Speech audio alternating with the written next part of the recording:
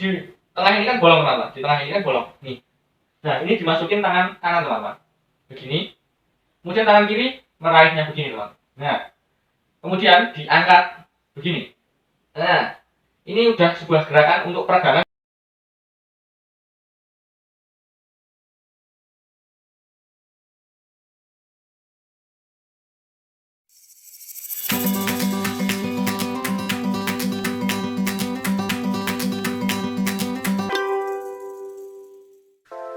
Assalamualaikum warahmatullahi wabarakatuh. Halo teman-teman, kembali lagi di channel YouTube saya, dan alhamdulillah ketemu dengan saya Faras Suryanugraha.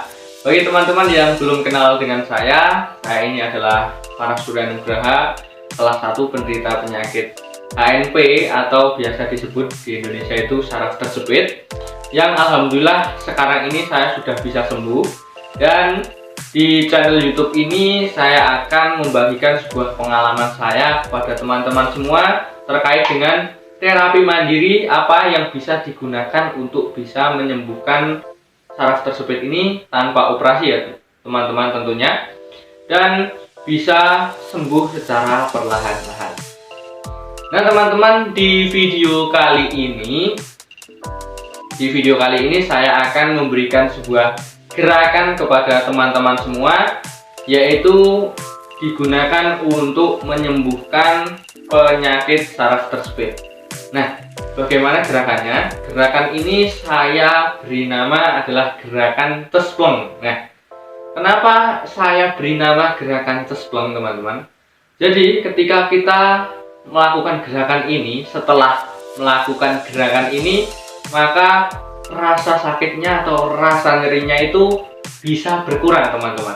Jadi itu adalah nama dari saya, yaitu gerakan cespleng. Nanti langsung ketika habis dieksekusi, habis dilakukan gerakan, maka rasanya itu nyerinya ini semakin berkurang. Nah ketika kita melakukan secara setiap hari atau disiplin, nah maka hal tersebut akan membuahkan hasil, yaitu semakin hari kita semakin bisa bebas dari kuncian, bebas dari sebuah penyakit HNP atau saraf tersebut. Nah teman-teman, bagaimana nih gerakannya? Langsung saja kita tonton dalam prakteknya. Oke, langsung saja teman-teman. Oke teman-teman, namanya adalah gerakan cespleng. Jadi ini gerakan yang menurut saya jangan dilakukan secara tergesa-gesa, tapi dilakukan secara semaksimal mungkin dan perlahan-lahan. Apabila belum bisa melakukan sebuah gerakan ini, maka jangan dipaksakan terlebih dahulu. Maka teman-teman harus pelan-pelan, dan lama-kelamaan teman-teman akan bisa melakukan gerakan ini. Nah, ini gerakannya teman-teman. Jadi kan biasanya kita tertidur lurus begini teman-teman, ataupun tidur begini. Tapi usahakan ketika melakukan gerakan ini, yaitu tubuh teman-teman bisa lurus. Kemudian kaki yang sakit teman-teman, kalau di sini kaki yang sakit saya adalah kaki kanan ya teman-teman dulu. Jadi yang kaki tidak sakit diangkat. Ini kaki kiri tidak sakit, maka saya angkat begini. Kemudian kaki yang sakit kan ini masih lurus di kanan ya teman-teman.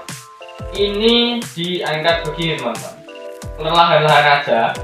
Jangan kalau emang sakit banget jangan dipaksakan, tapi perlahan-lahan diangkat. Kemudian ini tangannya ditaruh di atas begini teman-teman. Nah ini ditaruh di atas begini. Nah otomatis kan di tengah ini kan bolong teman-teman, di tengah ini kan bolong nih. Nah ini dimasukin tangan kanan teman-teman begini. Kemudian tangan kiri meraihnya begini teman. Nah kemudian diangkat begini. Nah ini udah sebuah gerakan untuk peregangan tulang belakang teman-teman. Karena apa? Karena ketika kita menariknya begini, nah ini tulang belakang ini kan ada longgar. Nih, ada gerakan begini longgar, dan sebuah tonjolan yang mengenai saraf tersebut akan reda teman-teman. Kenapa? Karena ini ditarik. Nah, bagian pinggul, bagian bokong ini ditarik. Nah, dan yang nyeri di bagian pantat, bagian pinggang. Nah, itu akan berkurang secara perlahan setelah melakukan gerakan ini. Karena apa?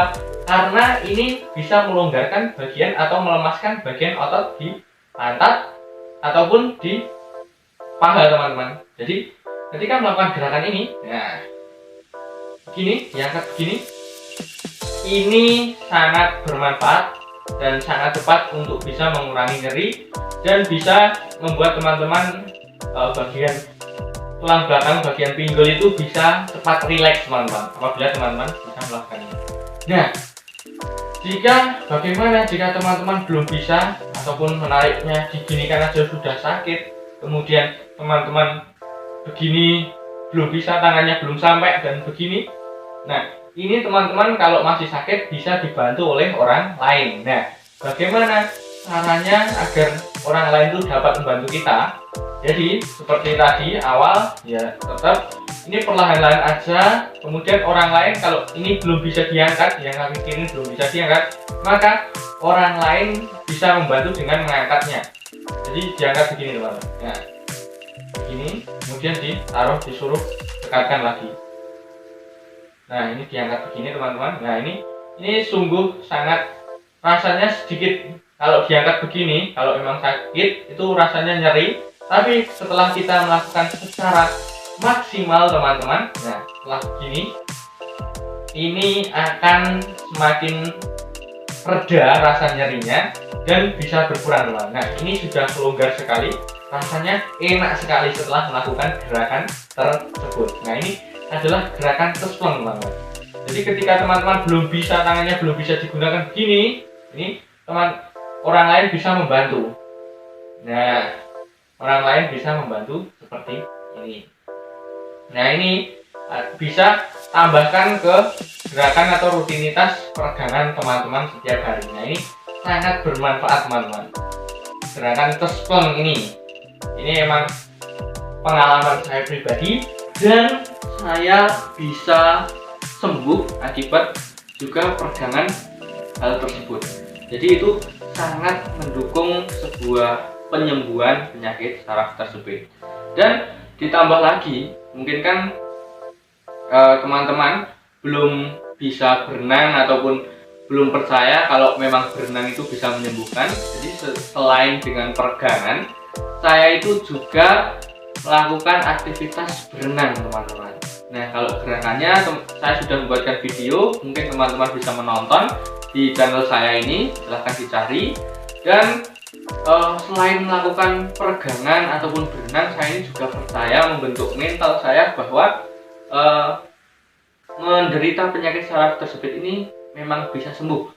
Walaupun emang dari medis itu tidak bisa sembuh 100%, tapi kita bisa menanggulanginya, kita bisa menguranginya untuk bisa setidaknya itu bisa merehabilitasi hal yang terkena saraf tersebut sehingga kita mampu melakukan aktivitas seperti biasa.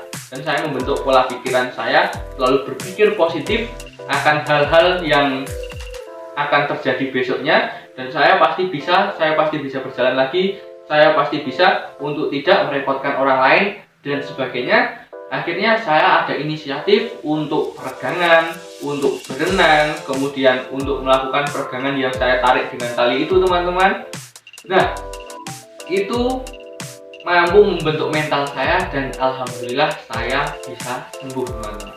Dan hal itulah yang menyebabkan saya ingin berbagi kepada teman-teman, karena setelah saya riset bahwa memang teman-teman atau orang-orang di luar sana di Indonesia itu banyak sekali yang menderita penyakit saraf tersebut. Dan di sini saya akan membagikan terkait pengalaman saya, bagaimana saya bisa bebas. Di usia 17 tahun saya ini menderita penyakit saraf tersebut, dan alhamdulillah sebelum umur 18 tahun ini saya sudah bisa sembuh, dan alhamdulillah saya juga masih seorang pelajar dan alhamdulillah bisa melanjutkan ke sekolah selanjutnya. Nah, teman-teman, bagi teman-teman ada yang mau bertanya, silahkan DM di Instagram saya dan ataupun di kolom komentar ini. Di video ini saya akan membantu teman-teman untuk bisa memberikan sebuah informasi-informasi sehingga teman-teman bisa sembuh dengan terapi mandiri. Yang penting teman-teman semangat, jangan pernah mengeluh, jangan pernah menyerah. Karena apa? Karena Tuhan atau Allah Subhanahu wa taala memberikan sebuah ujian kepada seorang hambanya itu tidak mungkin di luar batas kemampuannya. Maka dari itu, kita ketika diberi ujian berarti kita dikasih kepercayaan oleh Allah Subhanahu wa taala bahwa kita mampu melewatinya. Nah, maka dari itu teman-teman, langsung saja tetap semangat pokoknya. Jangan sampai menyerah dan teruslah berusaha supaya kita bisa. Jika video ini bermanfaat, jangan lupa tekan tombol subscribe agar tidak ketinggalan informasi-informasi terkait dengan seputar saraf tersebut, dan jangan lupa dibagikan kepada orang-orang yang membutuhkan. Dan mudah-mudahan teman-teman selalu sehat walafiat dan tentunya segera sembuh teman-teman. Dan mungkin cukup sekian dari saya. Wassalamualaikum warahmatullahi wabarakatuh.